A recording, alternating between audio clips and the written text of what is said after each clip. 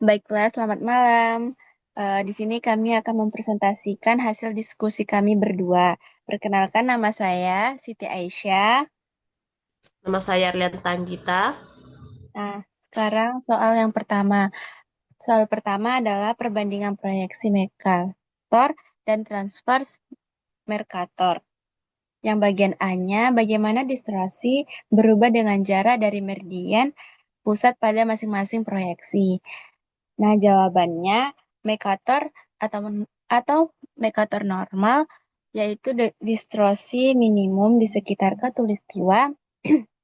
Distorsi makin besar saat menjauh dari ekuator menuju kutub dan di lintang tinggi ukuran area menjadi sangat berlebih atau Greenland tampak sebesar Afrika. Nah, intinya itu distorsi meningkat seiring meningkatnya lintang atau semakin jauhnya dari ekuator.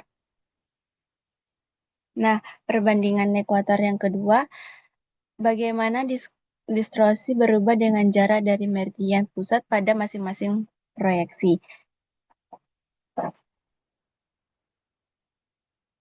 Transfer MacArthur atau TM. Meridian pusat berfungsi sebagai garis standar sehingga distorsi paling kecil tepat di meridian pusat. Distorsi meningkat ketika bergerak ke timur atau bagian barat dari meridian tersebut.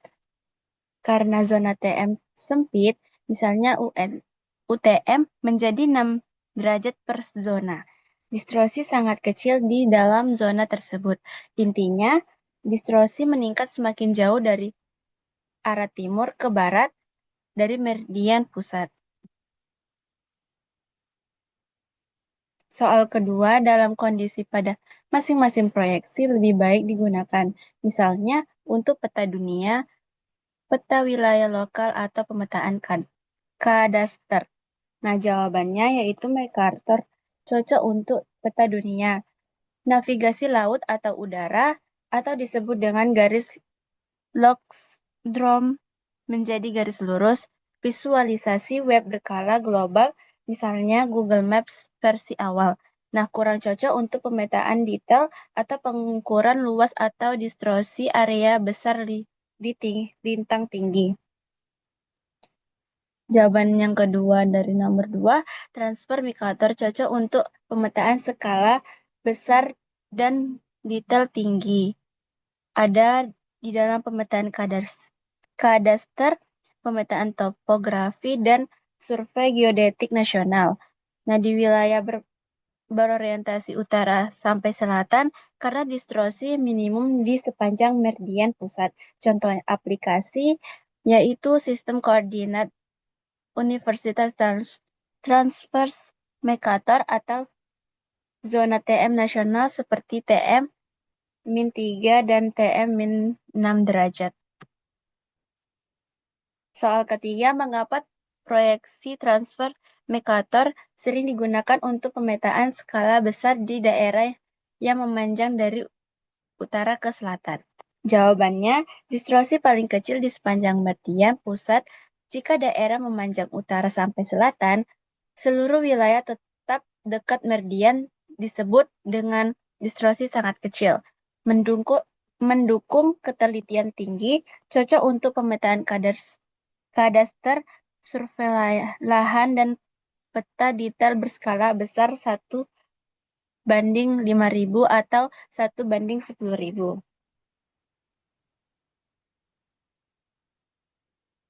Soal kedua akan dijelaskan oleh Erlianta. Soal kedua, penerapan proyeksi UTM dan TM3 di Indonesia. Nomor satunya, mengapa TM3 dengan zona 3 derajat bujur lebih cocok untuk Indonesia dibandingkan dengan proyeksi lain seperti UTM? Jawabannya, karena zona membuat distorsi lebih kecil dibanding UTM 6 derajat.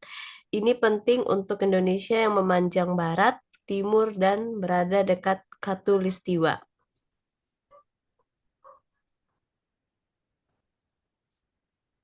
Nomor duanya, apa keunggulan dan tantangan yang dihadapi ketika menggunakan proyeksi TM3 untuk pemetaan administrasi pertanahan? Jawabannya keunggulan, akurat untuk skala besar, distorsi kecil, cocok untuk batas bidang tanah, tantangan, banyak zona, atau sering pindah zona, penggabungan antara zona lebih rumit, butuh konsistensi parameter.